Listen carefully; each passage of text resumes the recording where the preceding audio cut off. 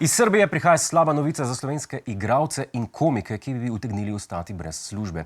Tam so se namreč odločili, da bo akcije v trgovinah namesto igralcev reklamiral kar predsednik države.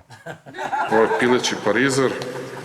Ova cena je, redovna cena je do danas 399 dinara, bit će od srede 259,99 dinara. Dakle, reč je o ogromnom pojeftinjenju. Ovo je jogurt. Redovna cena mu je 164 dinara 90, bit će 139 dinara 90. Dakle, molim ljude samo da pronađu tamo na rafovima gde im piše to bolje cene. Ste videli, zdaj sam čakamo, da bo podobno vlogo pri nas prevzela predsednica Pirc Musar.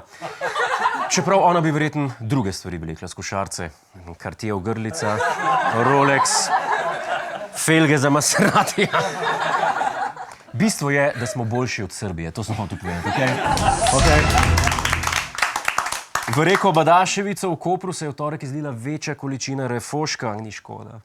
Naravovarstveniki so ogorčeni, v podjetju Vina Koper pa pravijo, da so kanalizacijski sistem temeljito prenovili, zato jih je odtekanje vina presenetilo. Je pa to pojasnilo prisotnost Zmaga Jelinčiča s slamico v roki ob reki. Ustanovitelj turške kriptovalute Teodex Faruk Fatih Ozer, kje snaše to ime, jezik zlomu, je bil zaradi goljufije obsojen na 11.196 let zapora. 29-letni mladenič je imel še srečo, saj je tožilec zahteval 40.562 let zapora. Iz slovenskih zaporov so se na odločitev turškega sodišča odzvali z ogorčenjem in pojasnili, da pri nas tako dolge zaporne kazni niso mogoče. V zaporih je namreč gneča in ni šans, da bi kdo zaporniško poslo zasedel več kot 4 leta. Belgijo pretresa afera Pipigate. Nekaj gostov na zabavi ob 50. rojstnem dnevu pravosodnega ministra je okoli 4 zjutraj začutilo klic narave in so urinirali na policijsko vozilo, parkirano v bližini. Kjeri packi, to se pa ne dela. Sploh za pravosodne ljudi. Fuj. Čeprav meni se na tej sliki bolj zdi, da so bruhali kot urinirali, gre z roko v roki, kakorkoli že. V Sloveniji se to ne bi moglo zgoditi, mi imamo namreč pravosodno ministrico in nekako dvomim, da bi morebitnim razposajenim damam na njeni zabavi uspelo lulati na policijski avto. Ajde, mogoče na gume. Letalo ameriške družbe Delta, ki je letelo v Barcelono, se je moralo po 2 urah obrniti in vrniti v Atlanto.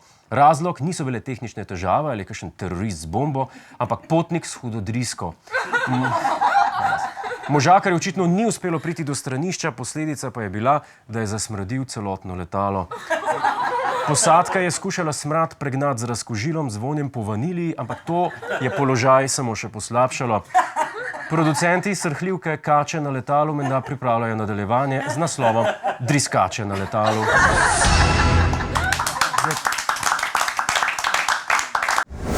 Hej, preden greš, klikni tukaj in se naroči na naš YouTube kanal, imamo pa tudi TikTok, Instagram in Facebook, tako da le urno.